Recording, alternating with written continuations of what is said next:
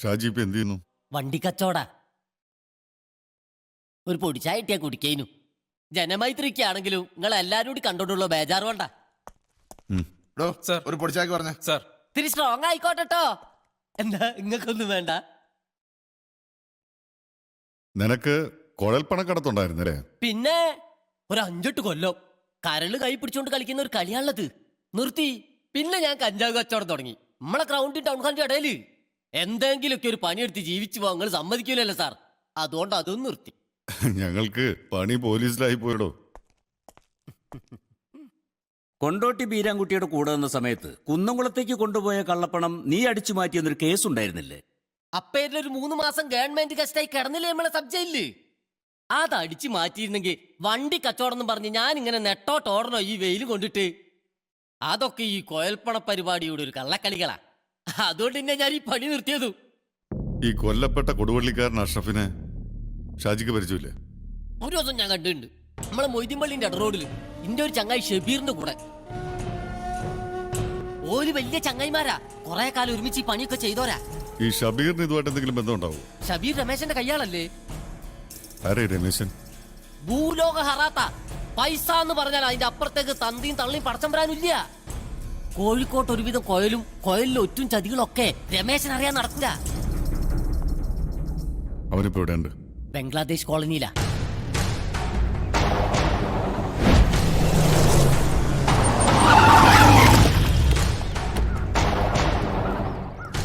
നീ പോയി ആ രമേശനെ നയത്തിൽ ഇങ്ങോട്ട് കൂട്ടിട്ട് വാ. കാര്യം നിങ്ങൾ നല്ലൊരു മനുഷ്യനാ. പറഞ്ഞാൽ നമ്മൾ കൂടൊക്കെയും ചെയ്യും. പക്ഷെ ഈ രമേശന്റെ മൊത്തം കമ്പനി മഹാലമ്പാ. നിങ്ങളെ കാര്യം കഴിഞ്ഞ് ഞങ്ങൾ തടി ഊരുകയും ചെയ്യും. ഓൻ പുറത്തിറങ്ങിയ ഓന്റെ തടി കേടാക്കുകയും ചെയ്യും.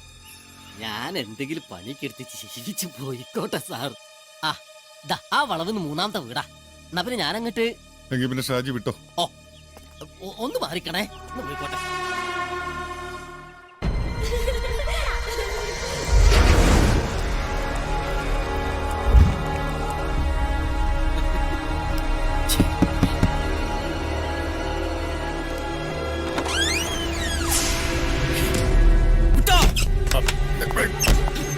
ഓടിക്കോ ഓടിക്കോ ഓടിക്കടാ.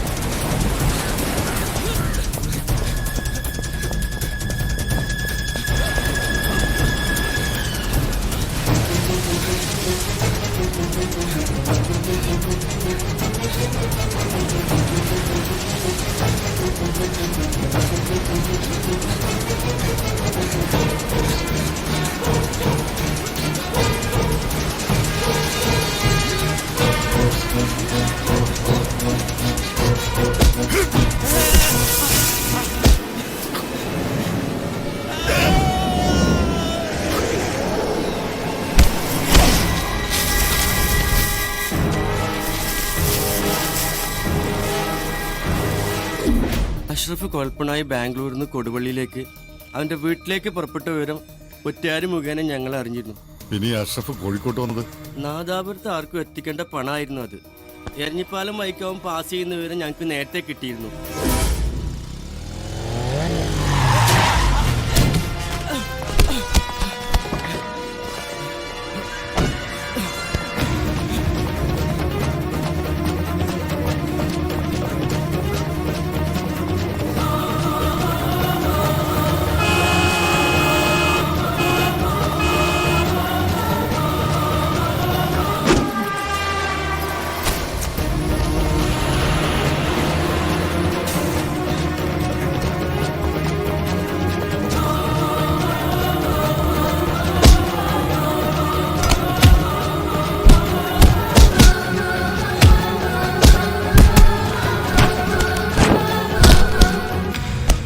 എവിടാ ബാഗ്? ഏത് ബാഗ്? ഏത് ബാഗാ?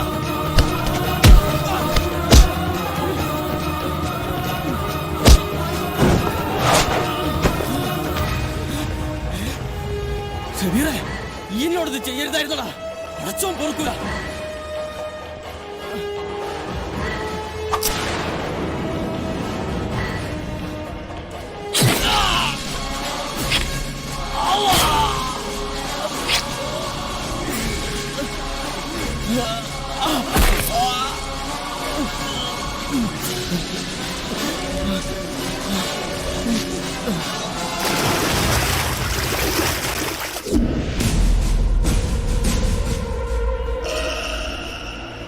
അപ്പോ പണം നിങ്ങൾക്ക് കിട്ടിയിട്ടില്ല? ഇല്ല സാർ. പിന്നെ കാശ് ആവിയായി പോയോ?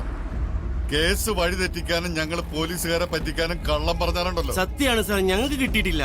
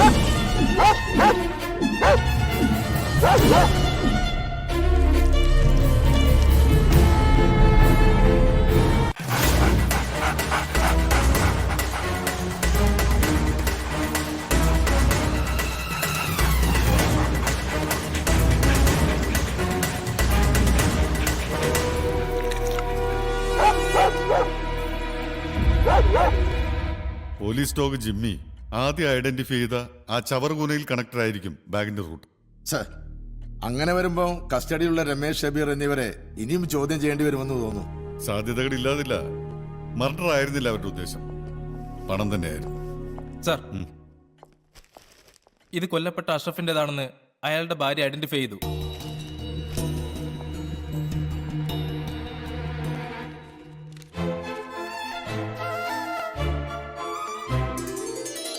മേടമാസം 16-ാം തീയതി ബുധനാഴ്ച.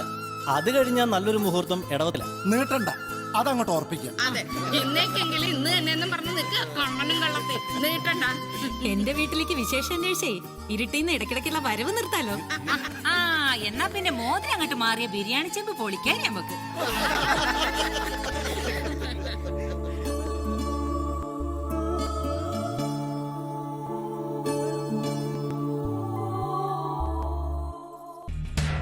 കാര്യങ്ങൾ നടക്കട്ടെ. കൺകാശ്. Thank you sir. രാമകൃഷ്ണൻ വന്നേ. ആ മർഡർ കേസ് ഇവര് വർക്ക് ചെയ്യുന്ന ഏരിയ ചില എവിഡൻസ്. എന്താ പറയുന്നത്?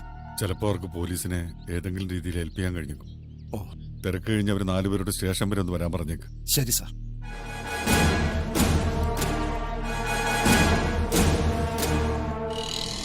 നിർത്ത് നിർത്ത്.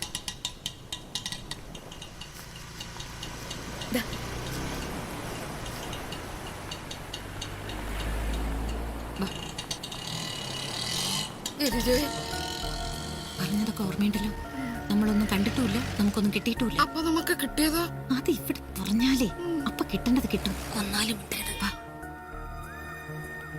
ഓല് പിടിച്ച് തല്ലോ മറ്റോ ചെയ്ത സത്യം പറഞ്ഞു പോകുന്ന എന്റെ പേടി. അതാ എന്റെ പേടി.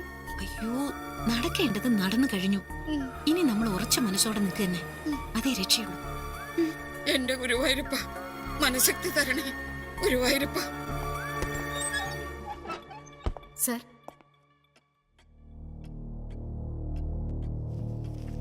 വരൂ ചേച്ചി, ഇരിക്ക. വേണ്ട, അഥവാ വേണ്ടി വന്ന അപ്പ ഇരിക്കാലോ. അതെന്താ അങ്ങനെ? മൂപ്പത്തിക്ക് ഷുഗറിന്റെ. അതെ, കുറച്ച് ഷുഗറിന്റെ പ്രമേഹമുണ്ട്. പ്രമേഹം. ഞാൻ വിളിപ്പിച്ചത് ചില പ്രധാനപ്പെട്ട കാര്യങ്ങൾ എനിക്ക് നിങ്ങളിൽ നിന്ന് അറിയേണ്ടതുണ്ട്. ഈ കനോലി കനാൽ പരിസരം നിങ്ങളുടെ ഏരിയ ആണല്ലോ? അതെ. കഴിഞ്ഞ ദിവസം കനോലി കനാലിൽ ഒരു ഡെഡ് ബോഡി കൊലപാതകമായിരുന്നു. അറിഞ്ഞിരുന്നോ? ഇല്ല, ഞാൻ അറിഞ്ഞില്ല.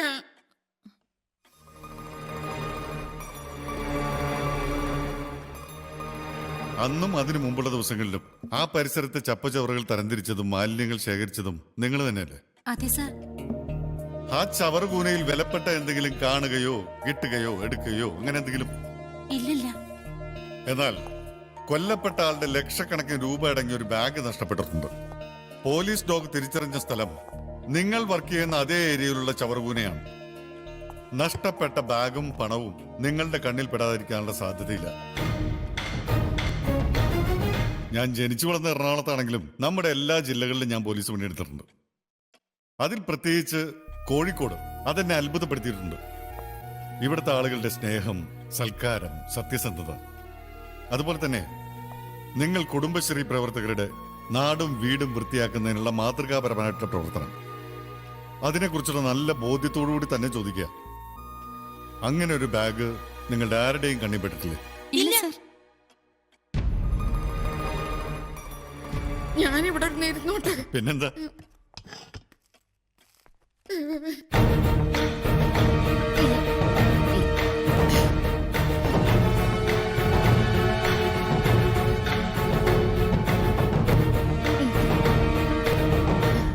ഇനി നിങ്ങളെ മുഖത്ത് നോക്കിയ കള്ളത്തരം പറയാൻ എനിക്ക് പറ്റൂല. സത്യം പറയാല്ല, എനിക്ക് അവിടുത്തെ ഒരു ബാഗ് കിട്ടിയിരുന്നു.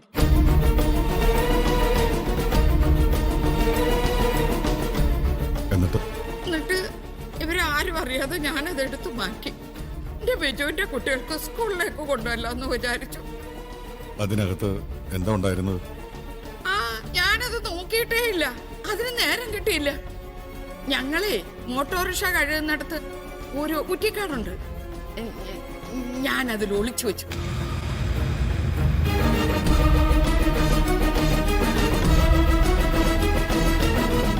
പിന്നെടുക്കാമെന്ന് വിചാരിച്ചു. എനിക്ക് ഷുഗറിന്റെ പ്രമേഹം ഉള്ളതുകൊണ്ടേ മറന്നുപോയെന്ന് പറഞ്ഞാൽ മതിയല്ലോ.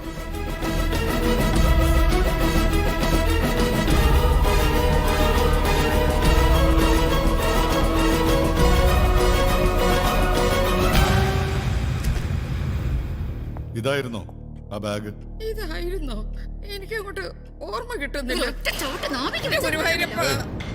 വേണ്ട. കേരളത്തിലെ പോലീസ് തെളിയിക്കാത്ത കേസുകളൊന്നുമില്ല. വല്ലതും തെളിയിക്കാതെ പോയിട്ടുണ്ടെങ്കിൽ അതിവിടത്തെ രാഷ്ട്രീയ ഏമാമാരുടെയും ഞങ്ങളുടെ ചില ഏമാമാരുടെയും ഇടപെടലുകളും തീരുമാനങ്ങളും കൊണ്ടാ.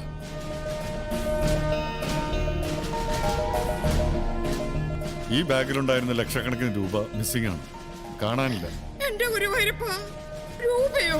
ഒരു നുണ പറഞ്ഞ് ജയിക്കാൻ പിന്നെ 1000 നുണ നിങ്ങൾക്ക് പറയേണ്ടി വരും.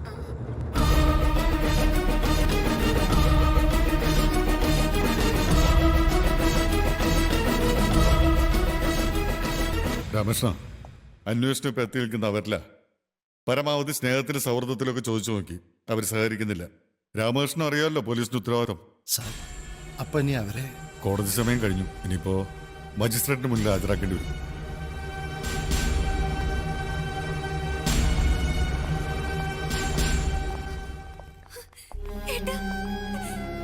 ഒന്നുമില്ല മോളെ.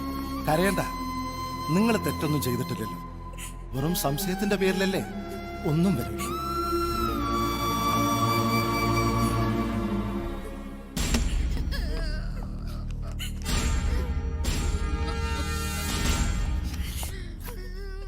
റിമാൻഡ്. സാർ,